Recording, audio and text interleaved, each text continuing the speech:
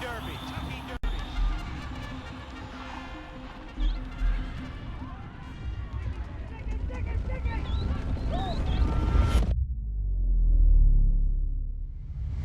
Now they move around the turn. The leader, War Admiral, 2.5 for 3. Next brigade is in the center of the racetrack. The Admiral sloop drawing alongside again. War Emblem is still there. War Emblem is pulling away. He's got another gear. Yeah, that's wrestling coming the Derby. Wheel away takes command. Lion Hot is all hot. Smarty Jones is all out. And here is the first undefeated winner of the Kentucky Derby since Seattle's Slow of 1976.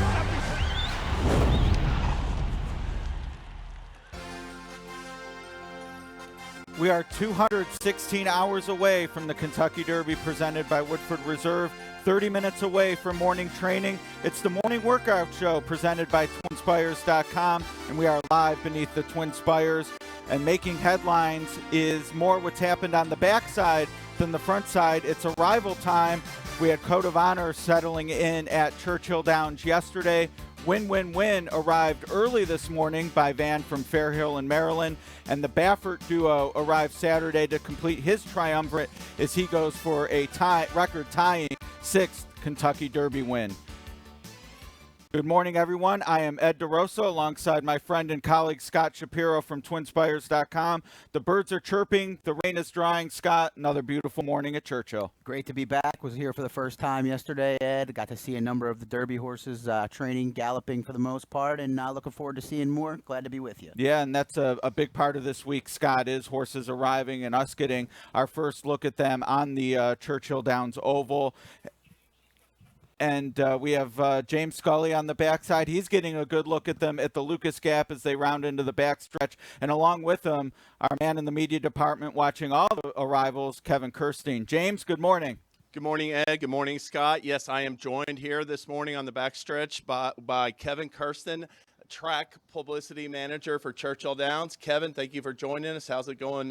2 weeks, a week and a half from Derby. You know, there's no sleep anymore, so it's all good. We're running on caffeine. It's great. It's Derby fever back here, James, and it's so exciting to be here. You got the A show on today. You got Ed, you got Scott, you got you. Man, it's a good crew out here this morning for the Derby Work Show. We appreciate that, Kevin. Listen, we know you work your tail off at this time of year. Everybody goes to you, media, owners, trainers, for information on all the Kentucky Derby and Kentucky Oaks contenders. Why don't you just take us through your day a little bit, starting in the morning when you get up? Usually I'll get to the track around 4:15 a.m., which is, most people are still asleep by then. And I like to do a little bit of a round on the backstretch, see what all the trainers are doing with their Derby horses that morning, making sure they're not switching it up on us. Because in horse racing, a lot of trainers like to see what the weather's doing. And as of last night, it rained a lot. And so this morning the track is sloppy. So they switch up their training maybe a little bit. So we keep an eye on that and then help deal with any of the media operations. We credential about 2,000 members of the media each year for Derby. And so there's a lot of members of the media that come back here and cover horse racing. This is our Super Bowl. This is our Christmas. And so we're very appreciative of all the media members that are back here. So we handle any of those issues that come up as well and help them develop their stories. Kevin, we have about half of the Kentucky Derby field already on the grounds. I know we have a lot more arrivals coming in the coming days. We want to ask you, how do you keep track of the horses when they're coming in? Do you reach out to the connections every day and just continually check travel plans, or how's that work? We sort of check travel plans a lot with the connections. They usually have a kind of a better idea. As we know, this week, Bob Baffert was always on the fence of, am I going to ship in from my California plane on Wednesday or Saturday? And so, we have a great relationship with both Steve Hargrave, who's our senior director of stalls here at Churchill Downs, as well as Buddy Fife with Tex Sutton, who is, of course, the plane shipping service here. And so we check with a lot of the shipping agents. They sort of have an idea. And, of course, Steve will get the official word. And as soon as we get the official word, as we did yesterday, they didn't end up on the plane. They'll come Saturday, and we sort of check with them. We checked with Bob, and he said, yeah, Saturday. And then that's when the news happens. All right, well, that's fantastic. And I know, Kevin, you are a very good handicapper in your own right as well.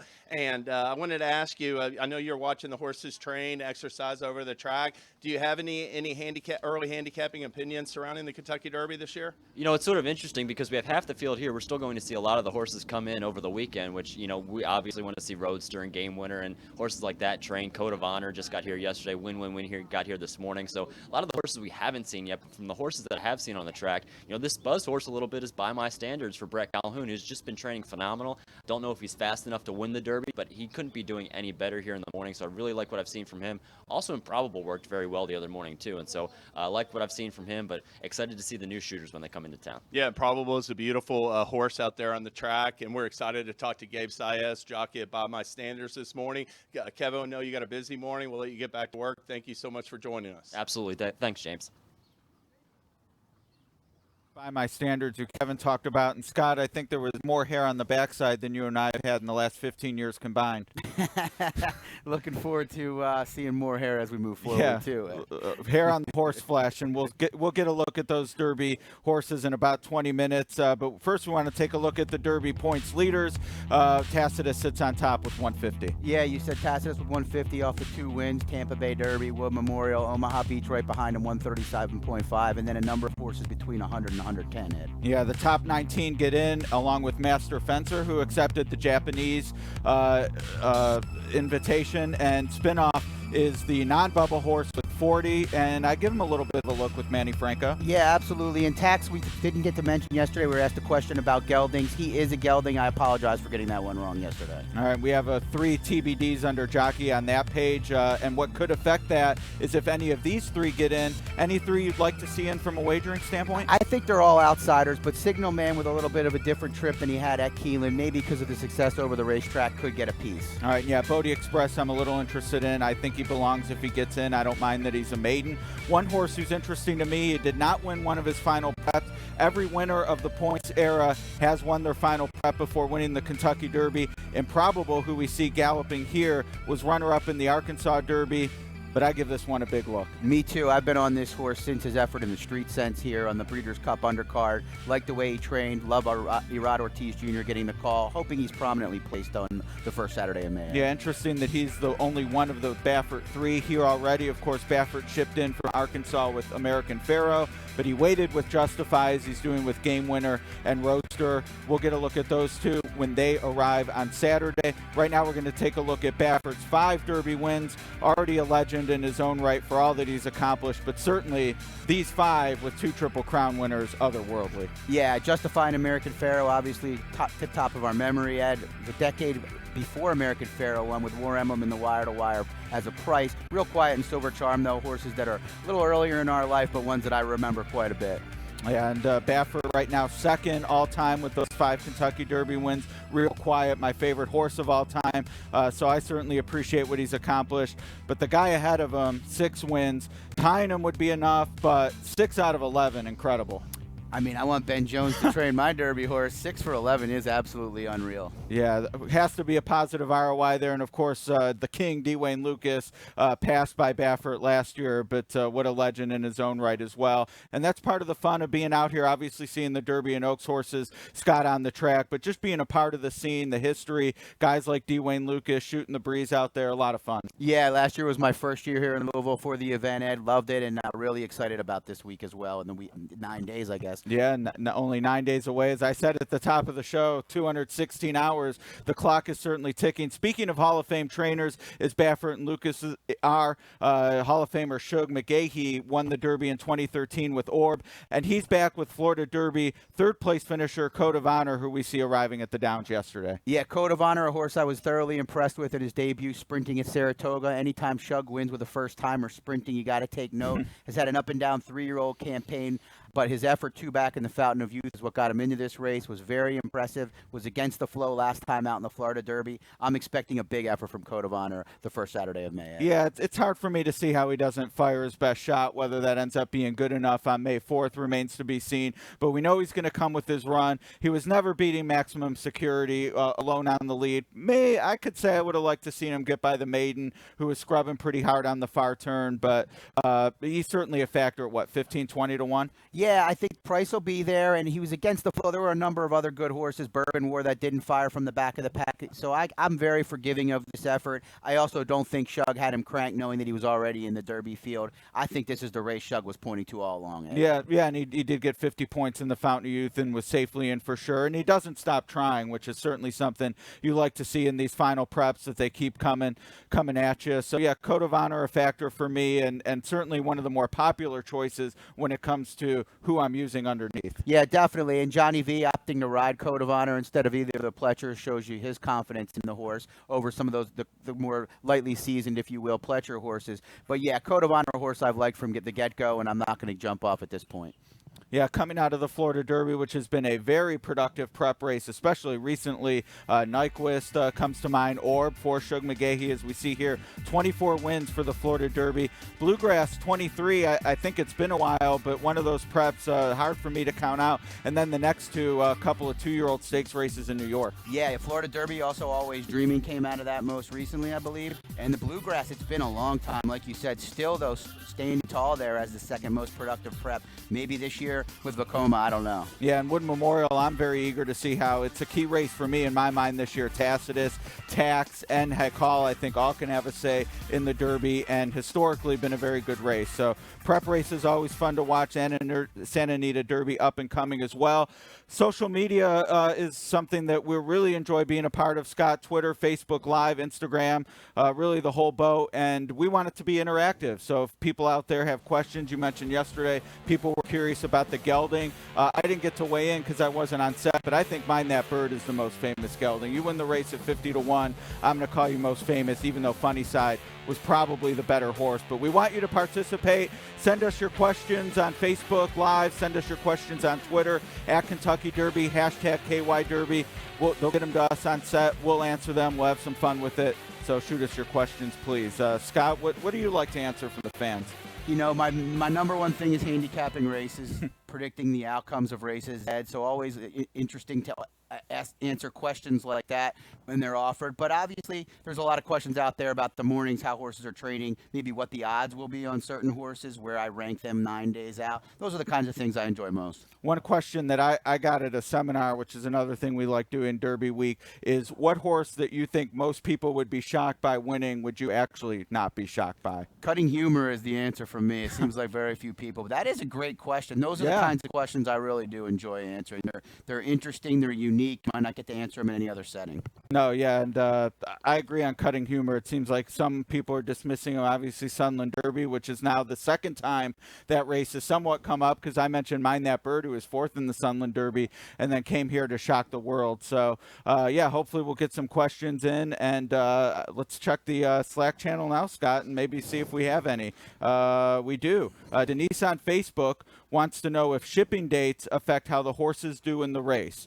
Do horses shipping in late get less time to adjust to Churchill Downs? You know, it would be an anecdote. I don't have the statistics to back it up, but I would think, and I like to see horses get here early and at least get a work over the racetrack now. Baffert's going to has proven that wrong before, I believe, and is not afraid. And, you know, also part of that is trusting the trainer, trusting them that they have experience with running in a big race, getting a horse into this setting. But I do prefer to see the horse get here early and kind of get acclimated to the Churchill scene. Yeah, it's one of those for me. It can't be a negative. I mean, if they're here, they're here. But as we noted with Baffert, he's one shipping in 3 weeks early. He's one shipping in the week of the race, and both those horses went on to win the Triple Crown. So horse dependent, but that's why we do this show. We want people to get a look at them on the track, decide for yourself. But great question, Denise. Appreciate you being part of the show. Speaking of getting a spin over the track, War of Will won here in November on the Stars of Tomorrow 2 card. He's been training elsewhere, New Orleans this winter, Keeneland most recently. He arrived 2 days ago, and here he is galloping over the track yesterday, Scott. Yeah, it was good to see him back. He's one of the horses I've been most intrigued to see coming into the race because of what happened in the Louisiana Derby.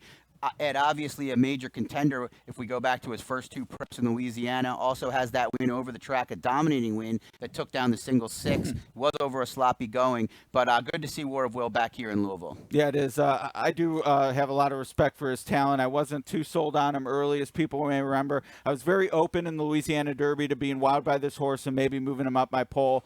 Obviously, that didn't happen. I've been saying this might be my Preakness horse. I hate to say the Derby is a race you need, but with only one really good race in 11 weeks, I just wonder about the fitness level, and hopefully we'll be joined by Mark Cassey later this week. We can ask him for ourselves, but certainly a lot of talent with this colt. Yeah, and I think there's a couple things with War of Will. One, he had a major excuse last time out in the Louisiana Derby, and also he needs to be outside. He does not like get dirt kicked in his face. When he had those outside trips, he was at his best. All right, I didn't get to see his best when I was at the Louisiana Derby, but James Scully on the backside got to see War of Will's best when he was live at Fairgrounds this winter. James, what do you make of War of Will?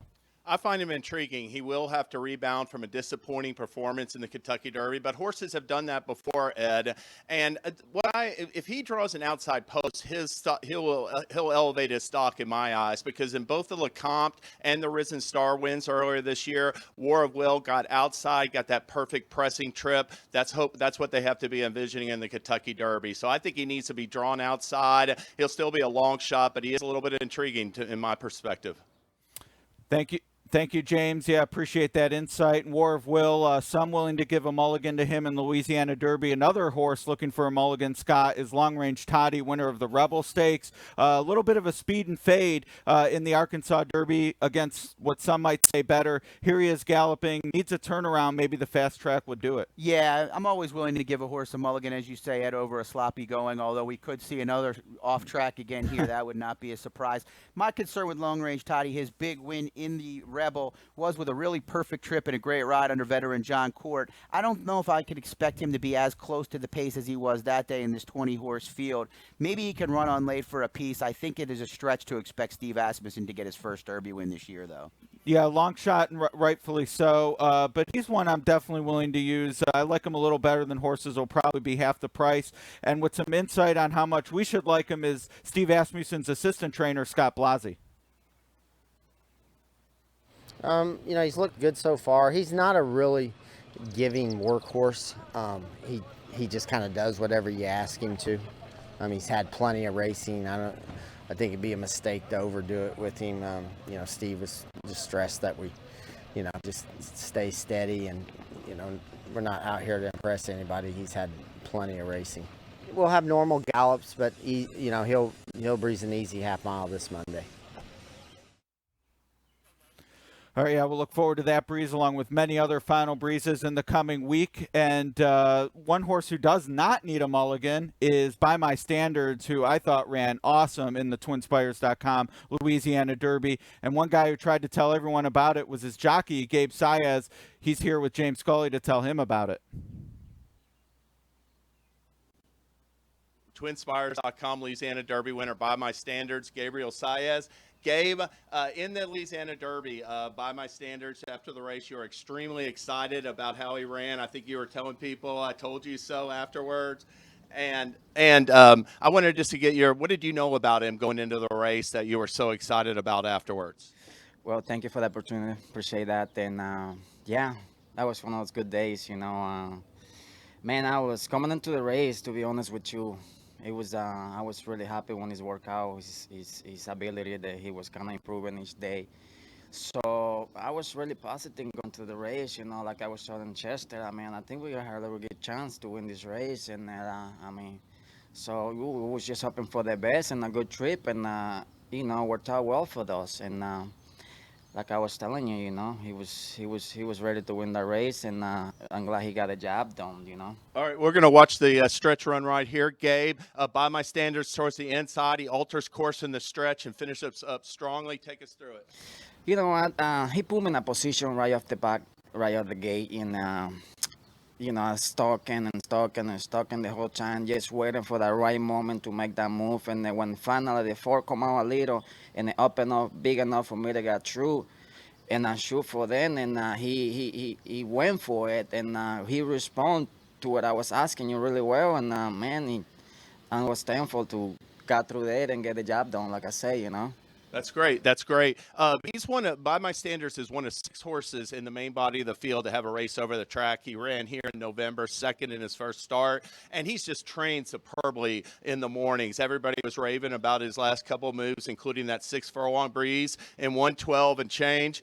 Here's the workout right here. Can you tell us about this real sharp workout? This horse after the last race, man, he had to improve a whole lot. The last 3 times I've been working him, he's been doing a really impressive, and the way he's doing it really confident, and he's handled the track really well, and Brett and all the combinations, they're doing a great job with him, and like I was just telling you, man, I just hoping for the best for him to stay sound and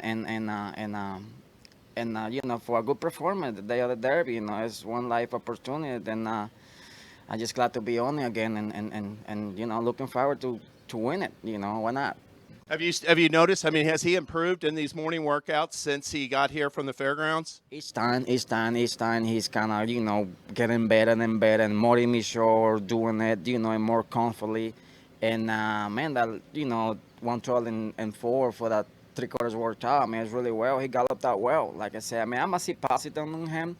I mean, it was no pressure. I mean, let's bring it out there. Like I just told you a minute ago. I mean, just for him to stay sound and for us to get a good trip. And, man, who knows? This is the house horse. I mean, I'm glad to be on the Churchill Downs horse, and hopefully I can win this race for you. Oh, yeah, definitely. And also want to ask you, Gabe, about his run style in the Kentucky Derby. By my standards, in his last 3 races, has raced up close to the pace. Where do you envision being in the early going? That's a tough question for now. I mean, I haven't seen the program coming out yet. I mean, and in the thought of my mind, I mean, I don't want to be at least 6-7 legs off the pace, kind of stuck in good position. Let's see how many speed we got in the race, who's going to go, who's not going to go, who's going to stop, who's going to sit close, and for us to be right with them, and we turn for home, and I think we 2-3 lengths off the pace. I mean, I think we had a really good chance. All righty. Well, thank you so much, Gabe. We really appreciate it. We wish you the best of luck in the Kentucky Derby and with By My Standards. All right, thank you very much for the opportunity, and I also want to take the time to thank my family and all the combination, and I'm just glad to be back in this derby for the 3rd time, and finger crossed and pray the Lord we can get the job done. All right, back to you, Ed. All right, thanks. I'm certainly happy to hear Gabe's comments. This is a horse I'm high on, 20-1. So bring it, Gabe. I'll certainly be cheering with you with tickets in hand. From the Derby to the Oaks, we're going to be live at 7:30 with our Derby and Oaks training. And one workout we may see is Out for a Spin, who upset the Ashland at big odds for local favorite Dallas Stewart. We're going to take a break, and we'll be back with live workouts.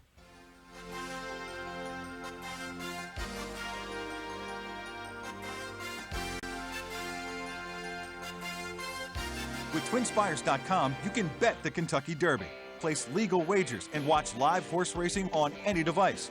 New players download now to start your $100 sign-up bonus. Sign up, play, and win today.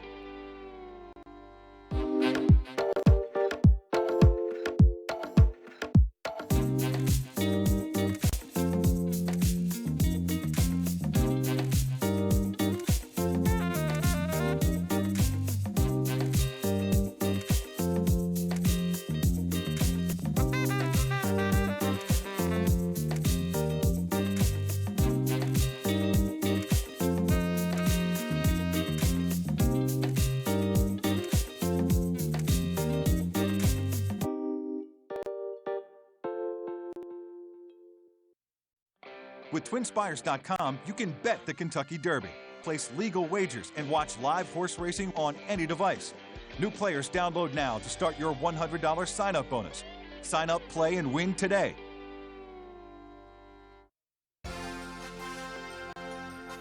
We are back at Churchill Downs as the tractors work on the track ahead of our morning workout show presented by Twin Spires, and right now it's cloudy. 61 was raining when I arrived, dry now in the air, but plenty of moisture in the track. As you can see, the main track at Churchill Downs rated as sloppy, and we are going to have several Derby horses on the track, of course, Scott, but we're also going to have potentially a Kentucky Oaks workout. Ashland winner Out for a Spin will be Out for a Spin. Yeah, Out for a Spin with the big upset, Joe.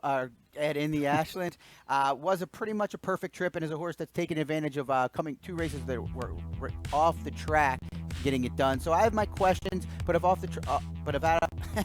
Out for a Spin can get the job done, again, it would be another big price winner. Absolutely, and as we see, she is on the leaderboard behind Bellafina, who figures to be maybe the biggest favorite in the Grade 1 races, along with Bricks and Mortar in the turf race, but she's going to be the one to beat, but a great group assembled here. Yeah, definitely the one to beat Bellafina, but maybe if the pace is hot enough, she makes a little bit of a too early move, maybe a horse from off the pace and from way out of it can get the job done.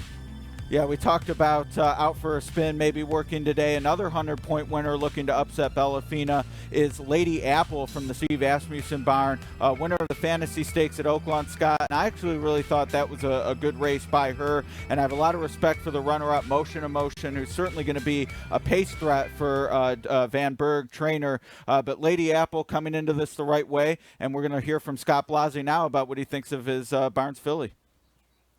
She's a dainty little thing, but she covers a lot of ground, has a big stride like him. So, you know, we've always thought so much of her. She's had a lot of, you know, she had a lot of ability, a lot of talent. I just think we got a little bit ahead of her as a 2-year-old, you know, backed off, freshened her up, knew, you know, with her breeding that she wanted to run longer. So we, you know, just waited till she was 3-year-old, and it really turned out well. She shipped in here great. She's traveling beautiful. Her energy level's good, and you know, I'm kind of excited about her. She's, you know, definitely one of the horses in the race that can do the distance.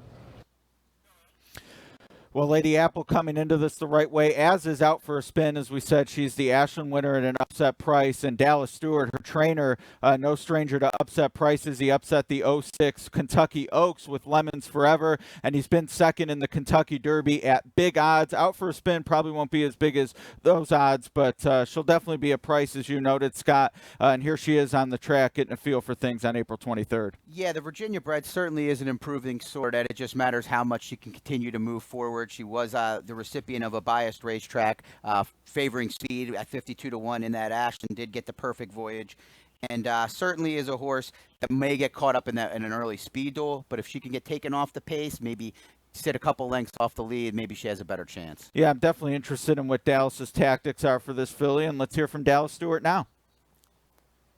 Well, you know, we show up here every day and train these horses, and you know, when they run hard, like you said, she had 2 good races at the fairgrounds. Coming into the spring, you know, you want to give them a chance, especially if they've won a couple of races.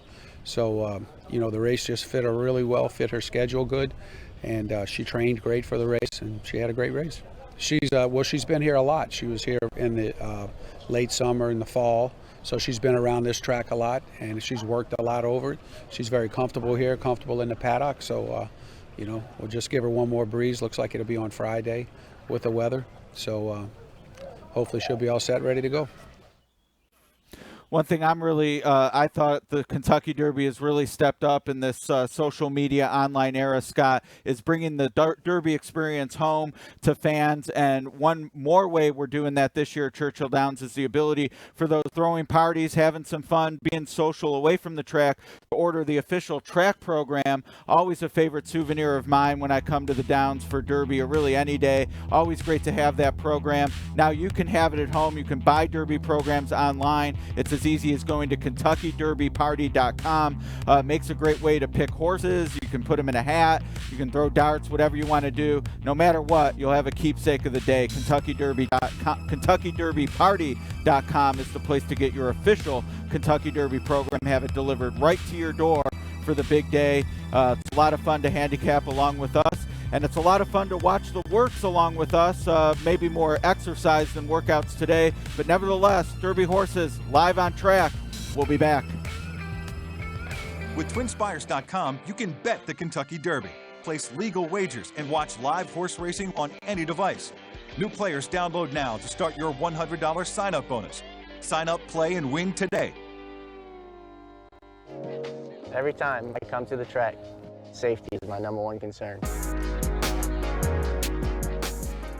Ahead of every big race, I always take great care to prepare myself and my horse for a safe trip around the track. So know your limits, and if you do decide to drink, make sure you designate a driver to get you home safely. Never miss a moment.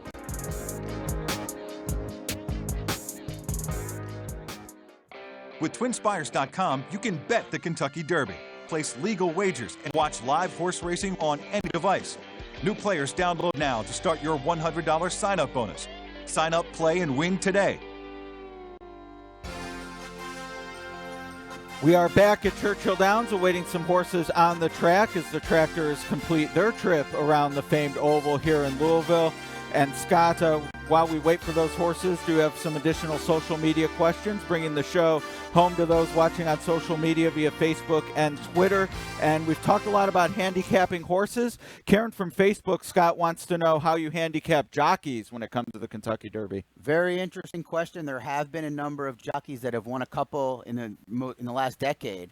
Overall, I don't overanalyze the jockey riding a horse. To me, it's mostly about the horse. Now, you might say, why has Victor Espinoza won two, Mario Gutierrez, Calvin Burrell? Well, there certainly is something to the way they ride the horses, but I think mostly I'm going to let the horses decide who I wager on, not the jockeys, Ed. Yeah, and it's for me with Victor and Calvin, 3 each, both in the Hall of Fame. It's kind of about that marquee outlier win. I mean, Victor on American Pharoah with Jockey couldn't have gotten the job done there.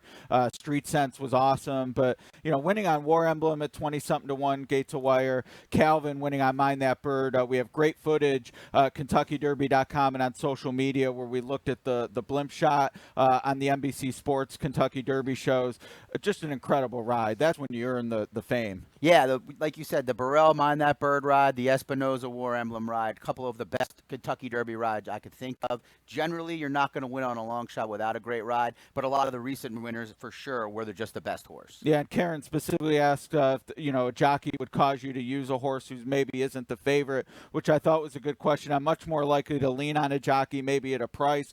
That guy for me this year, Karen, would be Julian Leparoux. I have a lot of respect for him as a rider, and I love that he's on sort of the wild card master fencer. Now, I'm not sure if he's a win threat, but it just seems like Leparoux's the type that maybe can nurse this guy along 1.25 miles and be there at the end. And I do think he fits master fencer well. He's going to take this horse to the back and come with one late run. And you do mention the jockeys, Mike Smith with the big decision, probably making Omaha Beach the favorite over Roadster with that decision. Ed. Yeah, agreed. That probably decided the favoritism. And heading to the track now, some Derby horses. We saw an Oaks horse first heading to the track. Famed photographer Barbara Livingston tracking their every move back there. And this might be by my standards, if I had to try to read the saddlecloth there. I'm not sure who's on the pony, but always an exciting time. The buzz on the backside as these horses gather and head to the track. Looking forward to seeing them do their thing. Yeah, it's kind of a buzz that you really can't describe until you get there, especially as we lead up to next week and the days preceding it. But it certainly is something that is a unique experience to feel that Kentucky Derby or pre-Kentucky Derby buzz, Ed.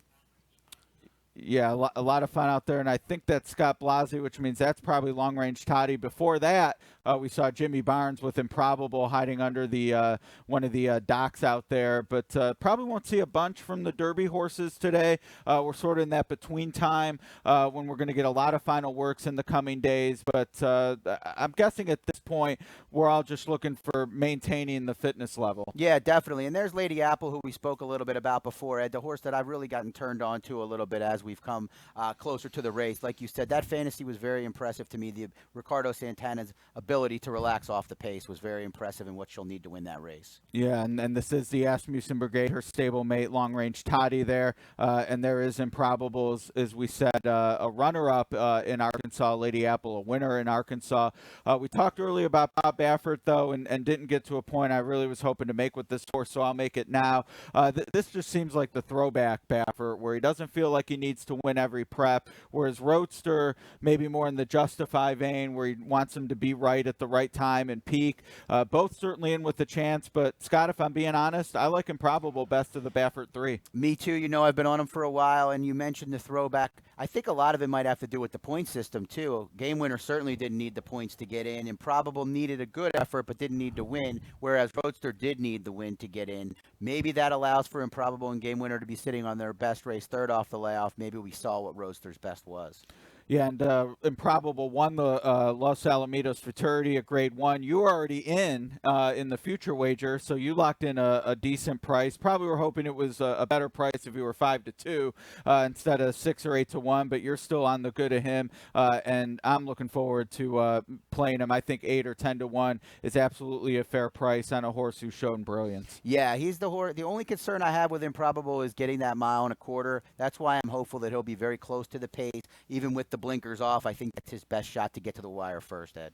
Yes, he's by City Zip, who certainly probably turf sprinting is somewhere where that sire has made his mark. But City Zip is half to Go Sapper, who I think is the best horse of my generation, and who won at 1.25 miles. So there is some blood there that we'll see if he can carry 1.25 miles. Yeah, and you have the AP Indy blood on the other side, so that definitely gives him a better chance. He really has run to the wire in both of his starts, even though he was not good enough to win either of them in Arkansas.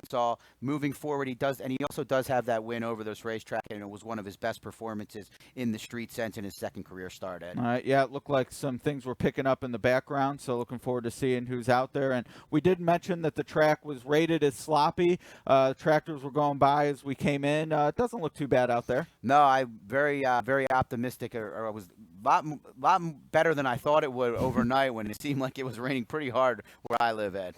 Yeah, all right. And here's War of Will taking a stroll on the outside rail alongside someone else. But War of Will, we talked about earlier, looking for a mulligan from that Louisiana Derby, but showed a lot of promise in the races before that. Sure did. I think he still has to move forward, which I'm a little concerned about, especially off that Louisiana Derby and the health issues potentially. But like I said earlier, if he gets an outside draw, his tactical speed could put him into the race. I think winning it is a big stretch, but I could see him maybe earning a minor share. Yeah, and he's by Warfront, same sire as Omaha Beach, and we've talked future wager value all week, and here is Omaha Beach by the same sire as I said, Warfront, and probably the steal of the future wager season might be Warfront at, I think, 38-1, and you're getting 2 in here, including the favorite Omaha Beach. Yeah, and Omaha Beach has looked great, as all Richard Mandela horses seem to do before races, so not surprising there. Omaha Beach was a horse, Ed, that I kind of played against in terms of horizontal wagers early in his career. He's really turned the tides mentally. He's found a way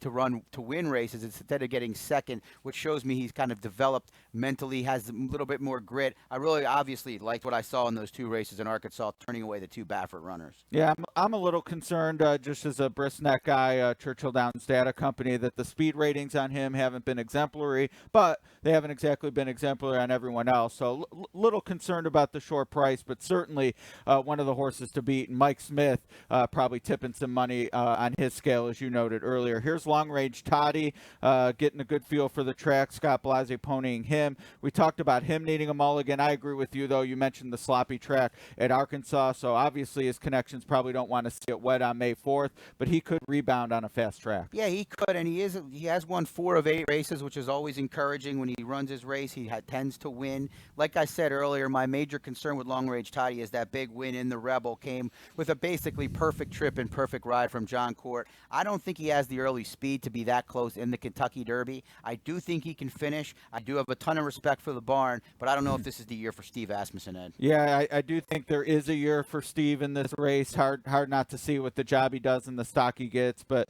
this one a long shot, rightfully so. But I do agree, perfect trip in the Rebel. What a ride. But that Springboard Mile, he had to negotiate some traffic, full field, short run into the turn. I thought that's the race I go back to when I say, okay, can this horse be a contender in the Derby?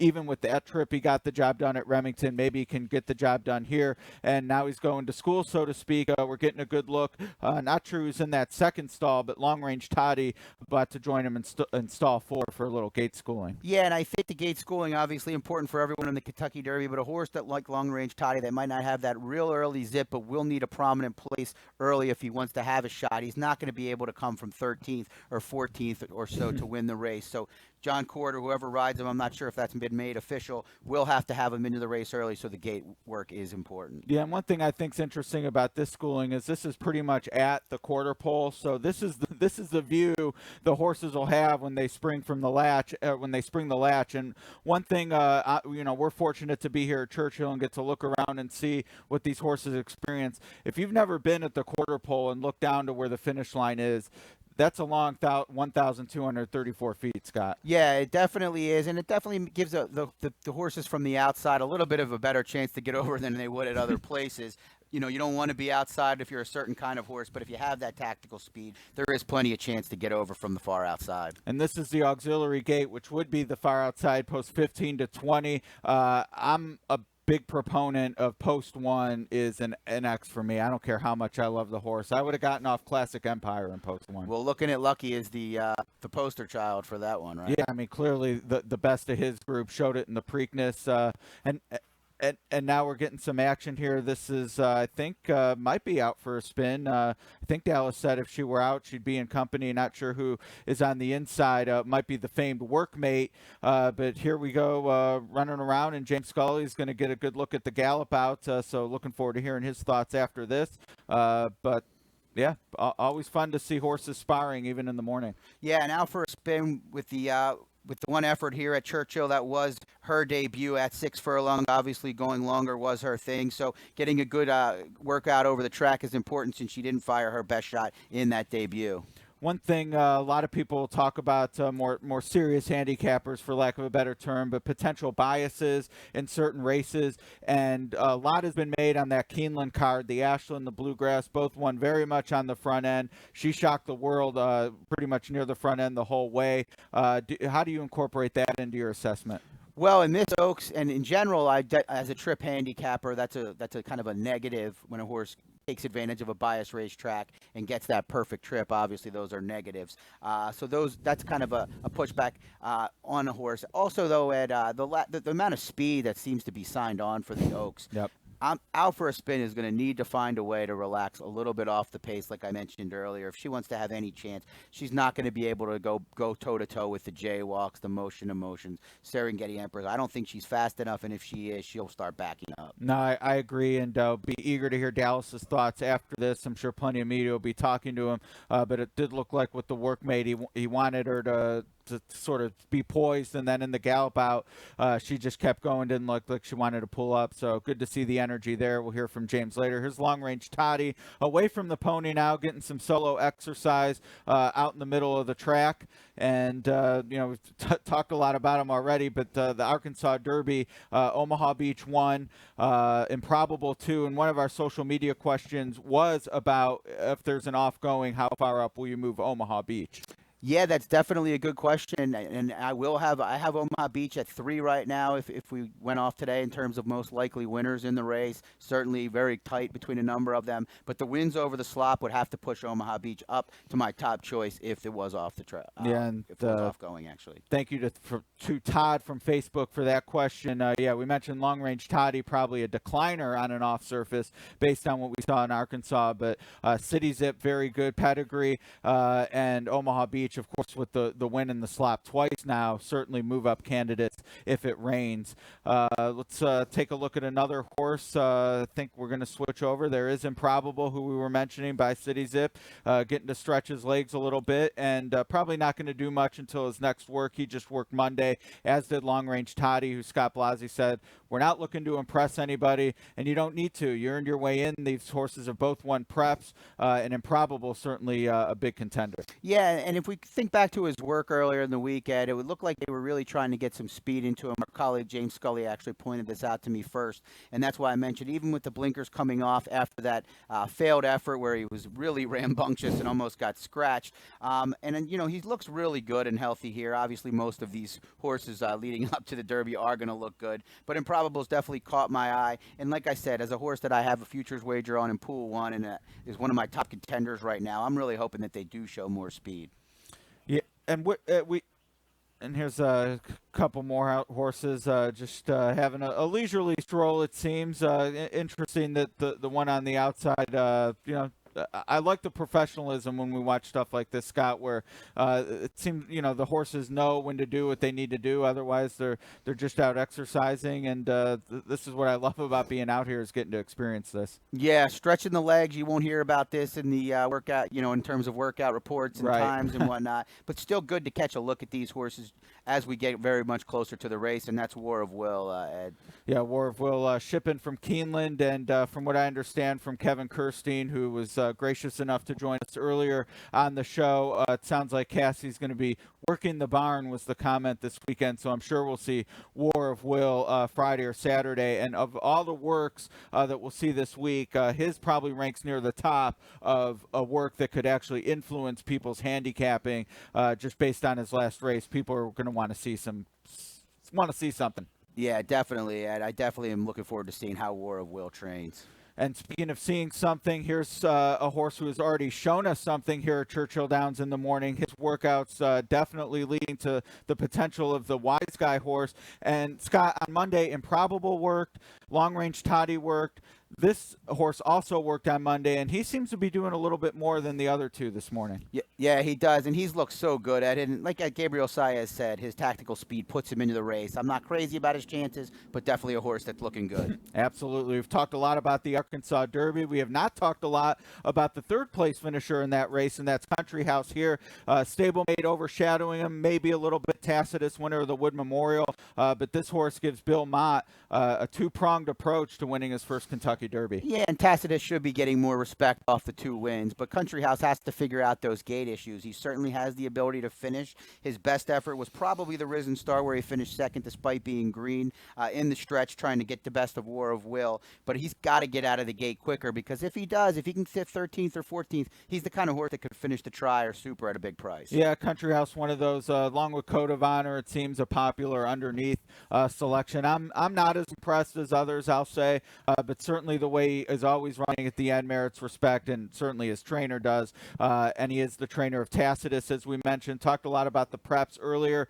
Scott, the Wood Memorial hasn't been too productive lately, downgraded to a grade 2. In fact, it'll always be a grade 1 to me. You get Fupeg, Funnyside, and Monarchos in a 4-year stretch. I think it earns grade 1 for a while. Maybe Tacitus is the horse who can get it back on track. Yeah, Tacitus was workmanlike in his 2 maiden efforts, including the neck win in November 10th as a 2-year-old in New York, Ed. But Mott really showed a lot of confidence in this horse by bringing him off the bench into the Tampa Bay Derby, and he got the job done at nearly 9-1 first time Lasix, moved forward again in the Wood Memorial. As I've mentioned before, this horse certainly a horse that is in good form and should run his race. I'm just a little bit concerned he's going to be a little too far back when they turn for home for him to get it done. He can run all day, though. Yeah, and he gets Jose Ortiz, certainly a hot hand lately, been riding well with some good stakes horses. And Tacitus a little spirited here as well. Tampa Bay Derby and Wood Memorial, Scott, I was fading this horse 9-1. Great price in retrospect at Tampa Bay. He was the favorite in the Wood. I took some other shots, but I have to be honest, he's made a believer out of me. And understandably so. He's looked good, and he's continued to move forward if you're a guy that follows progressions and numbers pretty much on every system. And the thing with Tacitus is he has had nice trips other than the trouble early in the Wood Memorial, but that Tampa Bay Derby, the ability to fight through horses and show that ability to do so is something he might have to do in the Kentucky Derby, and the ability and showing that shows that he can get the job done if he has to in the stretch here. Yeah, and Anthony Stabile, one of Naira's handicappers, I got the opportunity to hear him talk about Tacitus, and he's a big Mott fan in general, which I mentioned not because, he picked Tacitus because he likes Mott, but, we get an affinity for certain trainers and then understand their patterns and just sort of, have a feel for him. And he talked a lot about this horse debuting at a mile and a 16th, 1 turn, and how that necessarily wasn't really Mott's style, but he thought then tipped Mott's hand toward. He thought this horse had a lot of talent, and even though he ran 4th that day, he was 3-5 next out, hasn't lost since. Yep, 3 straight for Tacitus, and no doubt a horse that's bred to win, bred to go long. The Damn Close Hatch is a very successful horse. Tapit, we don't really need to discuss much. A pretty successful sire. Yeah, about as good a pedigree as you can get, and a Derby win for this horse to join Arrogate at the Juddmonte Stallion Barn would put them in a position maybe to have one of the more powerful stallion barns in the world, really, with those two. But got to get the Derby win first, and here he is working toward it. A lot of excitement for this horse if you're a backer, because I think he'll probably be 3rd or 4th choice, around 8 or 10-1. Yeah, that sounds about right. And you mentioned Mott's lack of success thus far at the Derby, but I think you'd have to say this is his best chance. He had Hofberg last year, who was a buzz horse, but was certainly higher on the tote board. He's had horses here, a lot of them outsiders that, a trainer might come in with confidence, but I don't think a gambler had a lot of confidence in. This, to me, seems like his best chance, Ed. Yeah, the most accomplished Mott horse coming into the Derby would probably be Favorite Trick, horse of the year at 2, who transferred to Mott's barn as a 3-year-old, and he was probably overbet that day in 98 just based on what he did as a 2-year-old. He probably wasn't a 1.25 mile horse, and there were some other hot ones in there, including Real Quiet, who got Baffert 2nd of 5 Derby wins, Indian Charlie, Victory Gallop, really good group back then. So I agree, this is definitely easily his best shot. And really, in this modern era, only 4 career starts, but this is sort of the prototypical path to the Derby now. Yeah, it certainly is. And like we said, the fact that he can get the distance, different than Favorite Trick. Favorite Trick had the talent, had the incredible 2-year-old campaign. But this horse, and Country House for that matter, are 2 horses that I'm not worried about the mile and a quarter. I'm more worried about the trip and the lack of early zip. All right, looking forward to seeing maybe if that was in fact a published work for Out for a Spin. We'll be checking Derby Media on Twitter as your spot to get the updated workout times for all horses on the track, and that'll be a very key Twitter address for those this weekend because we're planning on having a lot of workouts. Planning on going home for a bath. It's bath shot season, Scott. That's War of Will leaving the Lucas Gap. We got a good look at James Scully taking a look at War of Will, and here we have another horse probably done for the morning heading to the backstretch, and that is Country House for Bill Mott. Just looking happy there, and Jockey standing up, spirited.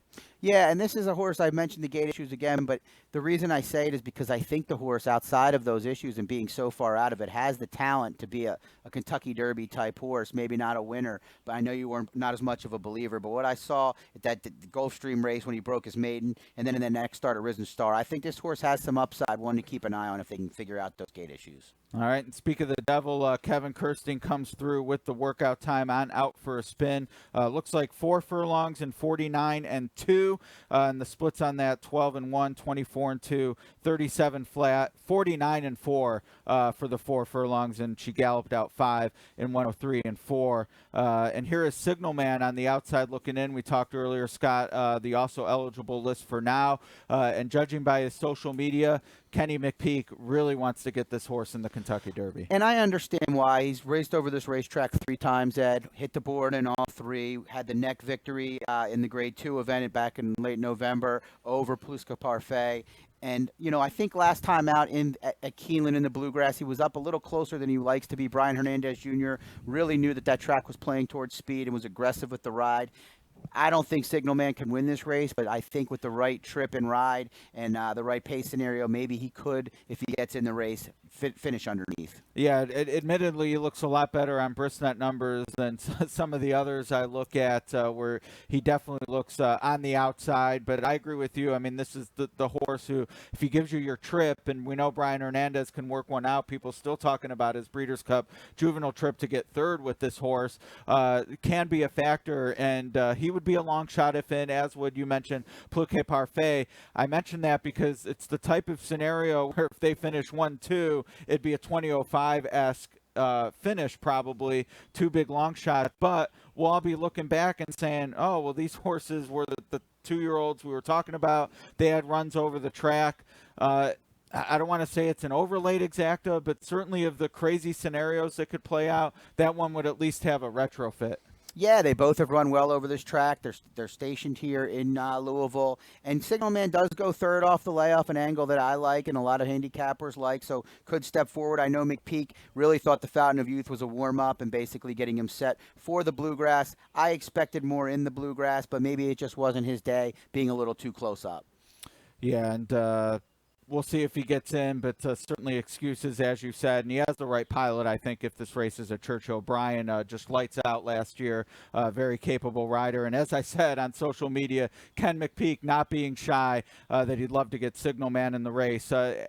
Judging by the sound behind me, I think morning training is mostly over for the Derby horses. Too much action back there for me to think we'll see too much more on the track. But we have had some action on social media. Rebecca on Facebook asked if Improbable has the same pony as Justify.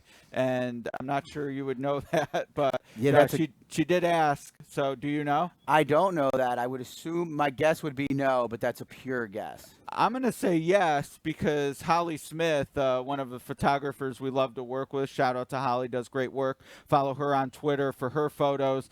Had photos of a pony arriving that seemed to be known. Now, Baffert is very gregarious and sharing of his barn, Scott, so maybe she knows all the ponies, but I'm going to think that may have been Justify's pony. Maybe I need to get a little better at handicapping ponies. It's just not my forte. But good question. And Yeah, it'd be interesting to know. Maybe Holly or someone could help us out. Yeah, we'll reach out to Holly. She'll definitely know. And that, to me, that's part of the fun of the backside and really the whole Derby experience. Obviously, the horses what make the sport go around, and horses have their pals too: goats, other horses, cats.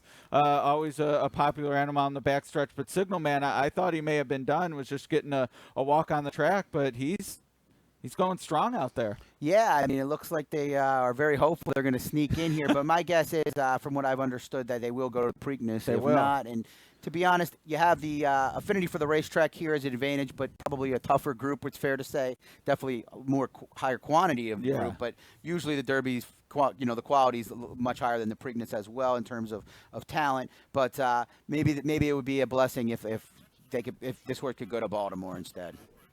All right, as Signalman wraps up, we're going to head back to the Lucas Gap. James Scully is standing alongside one of the best in the business, Scott. James is with trainer Chad Brown. Yes, it's a pleasure to be joined by leading trainer Chad Brown. Chad, you've got Dunbar Road, a really nice-looking 3-year-old filly this year.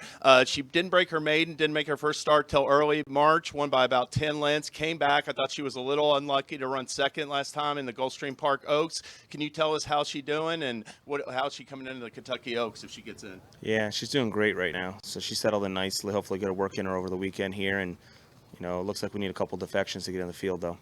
Are you optimistic that might happen? Not right now, but we need some, catch some good luck for that to happen for us. But, we're holding out hope, and we're going to prepare as if she's going to run.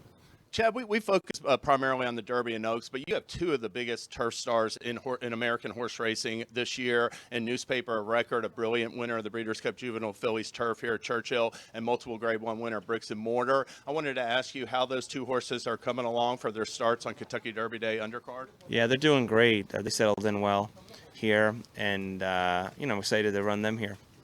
And newspaper record, she likes the local turf, doesn't she? Yeah, and she can handle any kind of turf. Well, both of them can really. So, if you get the rain that sometimes happens Derby weekend, it won't affect them at all. All right. Well, best of luck to you getting into the race, and if you do, we wish you luck with Dunbar Road, and as well, best of luck with newspaper record and Bricks and Mortar. Thank you. Thanks a lot for having me.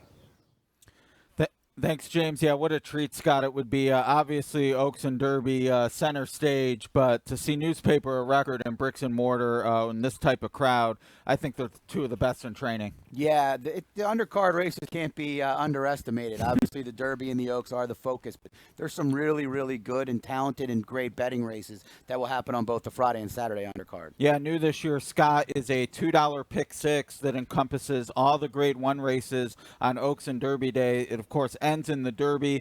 14 horses in the Oaks, 20 horses in the Derby, a $2 pick six. It's got to be huge. Yeah, I think it's a great addition to the wagering menu. You still have the single six on both of the single days, but to have the two races to start it and then 4 on the Derby day, great opportunity. Absolutely. All right, we're going to go back to James on the backside. Scott was fortunate enough to be joined by Chad Brown, but before that he was fortunate enough to have a good look at the works from the Lucas Gap. James, what'd you see this morning? Well, I saw Tacitus gallop by twice, guys, and I just thought he looked great. No surprise being a Tappet. He likes the track with a little moisture in it. We talked a lot about War of Will, and I'll say this. When he broke his maiden at Churchill Downs, it was over a sloppy track. He's a horse that would relish a wet track on Derby Day. So, like you guys said, I'm looking forward to seeing his work. He looks good in the morning as well today. All right, thanks, James. Looking forward to seeing how they look tomorrow as well and throughout the week. Scott will be joining everyone in the morning. Well, someone will, not necessarily you or I, but 7 a.m. every morning through Thurby, and I believe this is that Signalman leaving the track? Yeah, Signalman leaving the track there. Kenny McPeak taking full advantage of the morning training hours on into almost the 8 o'clock hour. But Scott, good morning. Nothing to really go against any horse. No, and by my standards is a horse that I've struggled with from a handicapping perspective, but looking out there today, I thought he looked best once again of the horses. Not one to change my opinion too much based on just the morning, but I really have to consider upgrading this horse a bit, Ed. Yeah, I mean, he just seems on the muscle, as we like to say around the office. I mentioned Improbable and Long Range Toddy had both worked Monday as well, and they were, did their thing and were fine out there, and that's how those trainers operate. But impossible to ignore that by my standards is just bursting. Yeah, and Improbable and Tacitus, two of the horses likely to take more money. Also, once again, looked very good. As James mentioned, Tacitus continues to look good, Ed. All right, yeah, and as I said, Scott, we're with everyone 7 a.m. Eastern time through Thurby. Tuesday is the draw, and after the draw, programs will be available not only to those on track, but for those watching at home, KentuckyDerbyParty.com.